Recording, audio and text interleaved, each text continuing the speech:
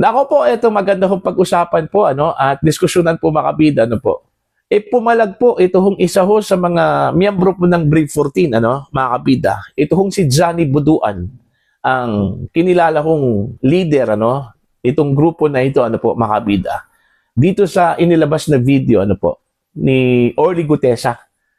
Patungkol po ito mga kabida ng kanyang pag-recant nung nauna ho niyang pahayag po. Alright?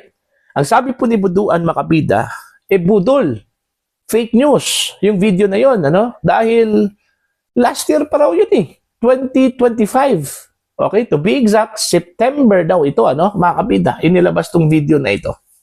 Tapos, para bang pinalalabas po makabida na bago. Alright? Now, ito yung sinabi po ni Buduan po, sa balita po makabida ng ang balita ngayon Sinabi ni Buduan na hindi umano bago ang video ni Gutesa at kuha pa raw ito noong September 2025. Okay, ito yung kanyang sinabi po Fake news. Yang pinapalabas ninyo ngayon, hindi ba kayo nahihiya sa mga sarili nyo? Dagdag niya, hamakin mo yang pinapalabas nyong video niya kagabi ay kuha nyo pa yan last year, September 2025. 10 months na ang nakaraan. Ayun. Okay?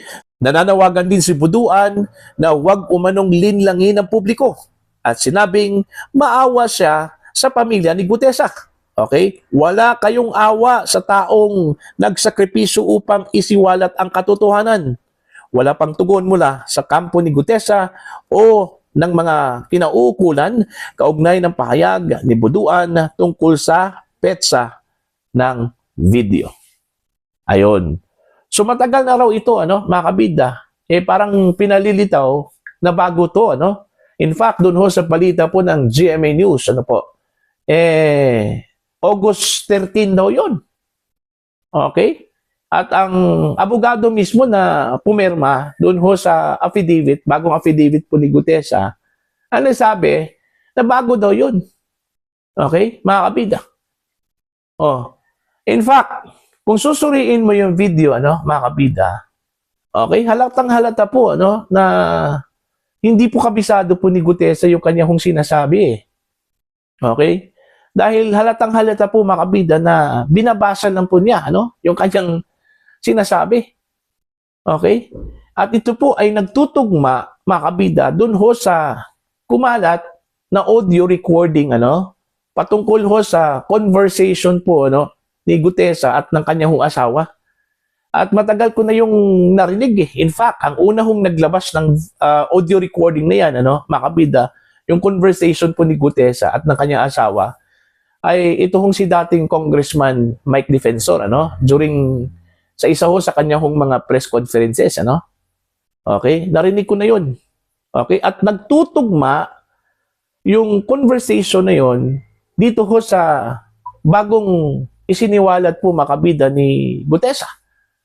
Yung laman po ng kanyang bagong affidavit po na sinasabi na siya daw ay pinangakuhan makabida ni Senador Rodante Marcoleta at ni dating Congressman Mike Defensor ng pera ganun din yung sinabi niya dun sa audio recording na pinipilit po siya makabida I don't know kung sino yung pumilit po sa kanya during that time basta meron pumipilit sa kanya. Siguro yung may hawak po sa kanya, makabida, kasi bigla ho siyang nawala Matapos po siyang tumistigo po sa Senate Blue Ribbon Committee, Okay?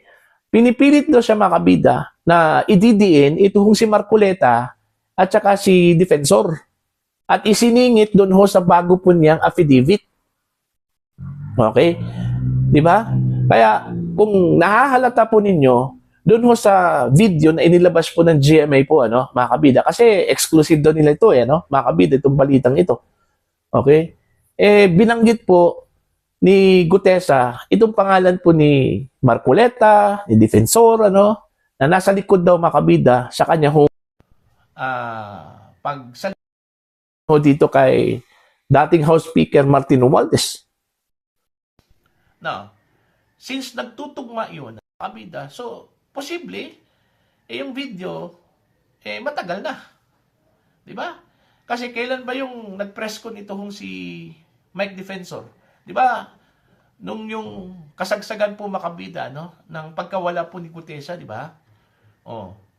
Yung pagkawala po ni Gutesa, doon ho nagpa-press con ito hong si Mike Defensor. At yun, inilabas niya yung audio recording ng conversation po, ano, ni Gutesa at ng kanyang asawa. Okay? Now, kayo mismo yung nakapanood dun ho sa video na yon. Naniniwala ho ba kayo, ano, mga kabida, na yun ay kusang loob po, ano, ni Gutesa? Yung kanyang pagbaliktad, ano, mga kabida, ano po. Kasi gaya na sinabi ko po, ano, mga kabida, kung kabisado po ni Gutesa yung totoong story, alam po niya yung katotohanan po, ano, mga kabida, sa nangyari, kahit na siguro pumikit mo siya, pwede mo niyang sabihin yun.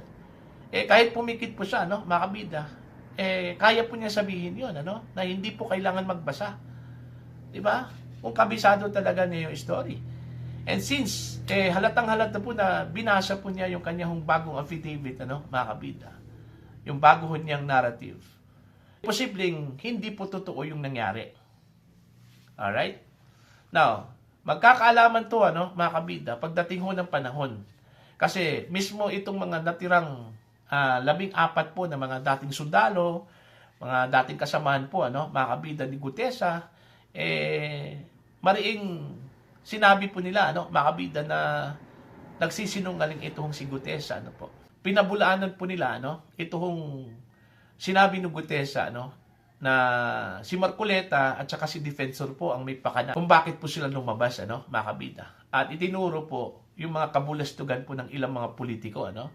Okay? Partikular na po, mga kabida, yung kanila hong ginawa, ano, na nag-deliver po ng mali-malitang pera, no, mga kabida, dun ho sa mga kilalang mga personalidad. Okay? Ang matindi lang po dito, ano, sa bagong video ni Gutesa, in-exonerate po niya ito hong si Martin Romualdez. Okay? Hindi raw totoo, nag-deliver po siya ng pera, no, kay Martin Romualdez, ano po. Pero kung babalikan nyo, yung kanyang naunang testimonya sa Senate Blue Ribbon Committee, malinaw naman po, makabida, no? Sinabi po niya doon, hindi po siya tinakot, ano? Paulit-ulit yon. Tinanong po ni Senador Marcoleta during that hearing, ano, makabida, kung tinakot ba siya, pinilit ba siya. At kusang loob pong sinabi po ni Gutesa na voluntaryo po yung kanyang pagsasalita po, ano? Diba? Tapos bigla na lang pong lumitaw ngayon, ano, mga kabida, na pinabulaanan po niya yung kanyang mga sinabi po noon, ano? Diba? Ilang buwan ba na wala itong si Gutesa? So, dito sa mga buwan na ito, ano, marami nangyari po, ano? Alright? Well, hindi ho natin pwedeng husgahan, ano, itong si Gutesa, mga kabida, kung bakit po siya bumaliktad. Okay? Dahil unang-una po, kapag ang nakasalalay po, ng pamilya po, ano, mga kabida, wala naman pong sino man pong matinong lalaki po na pwede ho niyang isakripisyo po yung kanyang pamilya po, ano, mga kabida. Tanggol talaga niya yun. Kung maaari po, ang iba nga mananahimik, di ba? Para sa kapakanan po ng kanilang pamilya. Kaya nga, hindi ho natin pwedeng husgahan kaagad itong si Gutesa kung bakit po siya bumaliktad.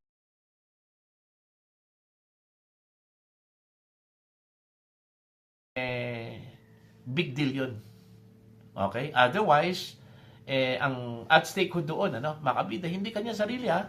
Kasi kaya naman po ni Gutesa po, sanay na sanay po yan sa peligro po, ano, makabida. Okay? Yung kanyang pamilya. Yun yung kanyang inaalala po, ano, makabida. Kaya posible yun yung rason, ano, kung bakit po siya bumaliktad at bakit po niya pinabulaanan yung kanyang naunang salaysay po, ano. Alright? Para po sa inyo, ano po ang inyong opinion at pananaw po dito, ano, please comment down. Sa mga hindi pa po subscriber po sa aking channel, please subscribe.